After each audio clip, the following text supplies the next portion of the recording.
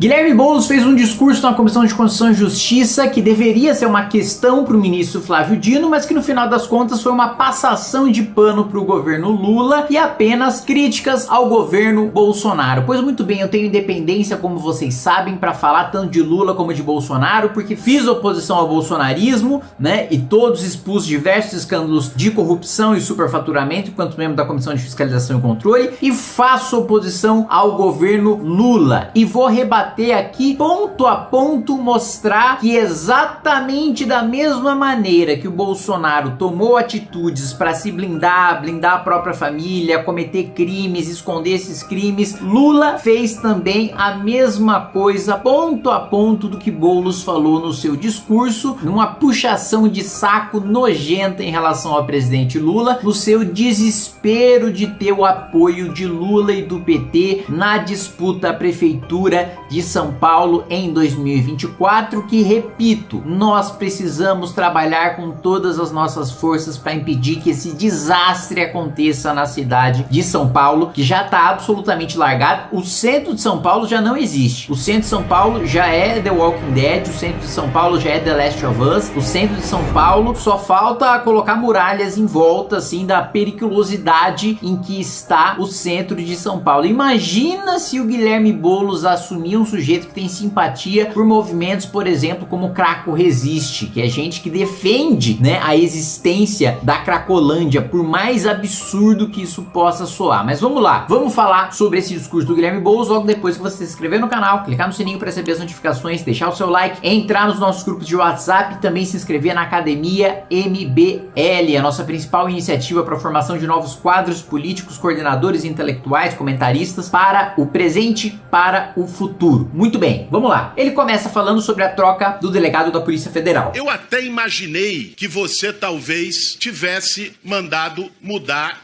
o delegado da Polícia Federal do Rio de Janeiro para proteger milicianos, mas vi que não.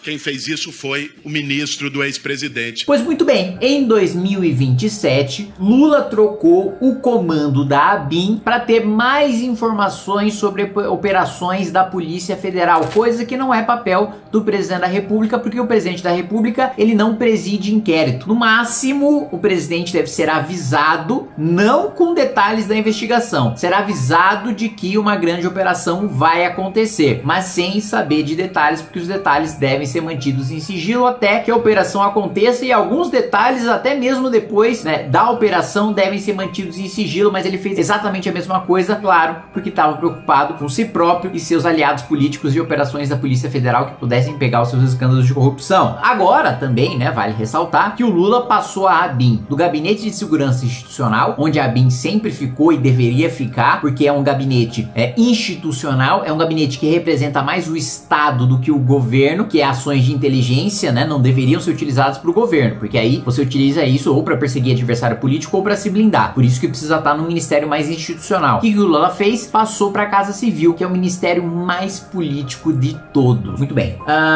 Ele falou também sobre decretos de sigilo do governo Bolsonaro. Eu cheguei a imaginar, inclusive, que você, ministro, teria decretado sigilo de 100 anos sobre as suas ações no ministério. E também fui ver que não. E quem fez isso foi o antigo governo. Pois muito bem, né? O Lula, que dizia que sigilo era coisa de bandido, já decretou sigilo sobre as imagens dos ataques do dia 8, o que levanta suspeitas sobre a omissão criminosa do governo. Colocou sigilo, né, de 5 anos na lista de convidados da festa de posse dele. Por quê? Quem é que ele não quer que a gente saiba que tem influência, que tem participação, seja na iniciativa privada ou seja no setor público, que tem influência o suficiente no governo para participar da festa de posse? Também decretou sigilo nas visitas do Palácio da Alvorada. Quem é que ele tá recebendo no Palácio da Alvorada que ele quer esconder? Extremamente suspeito. Aí o Boulos fala sobre, né, o uso da máquina pública por parte do governo Bolsonaro para perseguir adversários políticos. Imaginei até que você tivesse mandado perseguir opositores com inquéritos da Polícia Federal sobre eles e chegado a fazer um dossiê de servidores do Ministério da Polícia Federal. Mas não vi que quem fez isso foi o ex-ministro André Mendonça. Bom, eu sei muito bem disso porque eu e o MBL MBL, fomos vítimas da máquina de perseguição política do bolsonarismo, inclusive com busca e apreensão, com prisão preventiva, com todo tipo de absurdo que depois, né, nós mostramos todas as nossas contas, todos os nossos HDs, todos os nossos computadores, colocamos à disposição da polícia, do Ministério Público e do Judiciário, fomos absolvidos na primeira e na segunda instância, inclusive,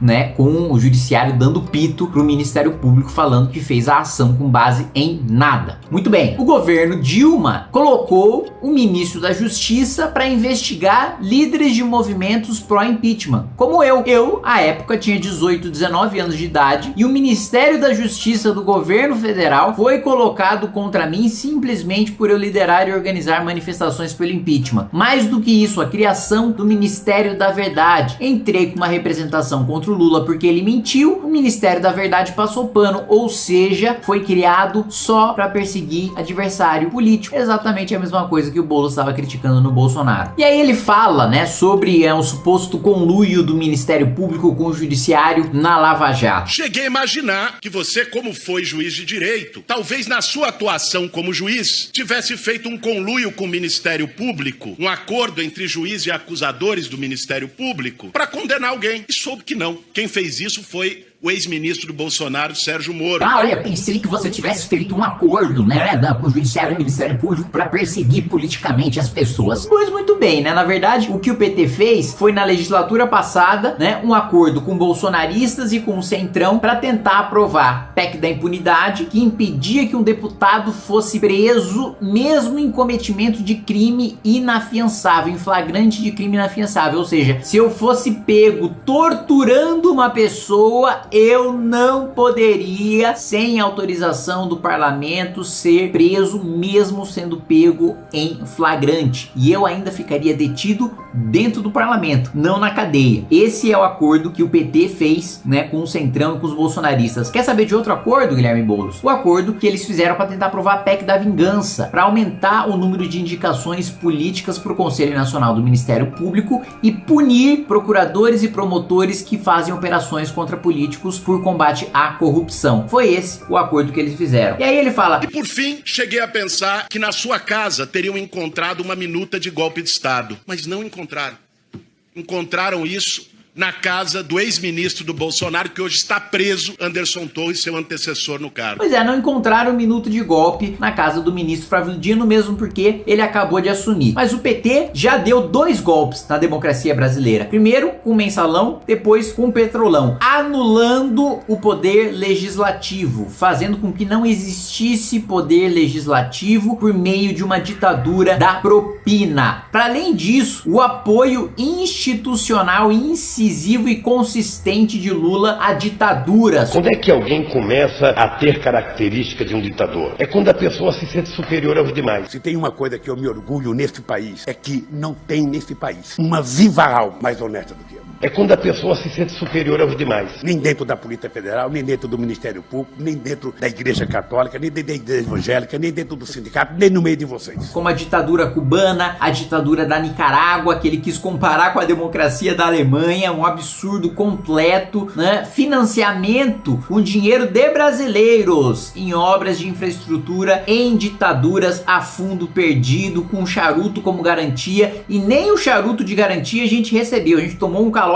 completo, nem fumar o charuto a gente pode. E aí, para além disso, né, ele falou: não. Quando eu soube, ministro Flávio Dino, que você havia sido chamado aqui para falar, levar à prisão golpistas que tentaram dar um golpe de Estado no dia 8 de janeiro, me senti bastante satisfeito e orgulhoso de ser parte da base do governo Lula. Só que, naquela época, né, a gente ainda não tinha acesso ao documento da Polícia Federal, que demonstrou que Flávio Dino sabia de tudo, sabia de tentativa de golpe, sabia de enfrentamento a forças policiais, e ainda assim não fez absolutamente nada, senão recomendar ao governo do Distrito Federal que impedisse o acesso ao ônibus, a ônibus na esplanada dos ministérios, mas não impediu o acesso de pessoas, que foi o que realmente ocasionou os ataques do dia 8. Pois muito bem, tá aí, rebatido ponto a ponto. Quer criticar, né, o Bolsonaro, mas esquece que Lula também fez exatamente a mesma coisa e ambos precisam ser punidos por atuações, por ações ou omissões criminosas.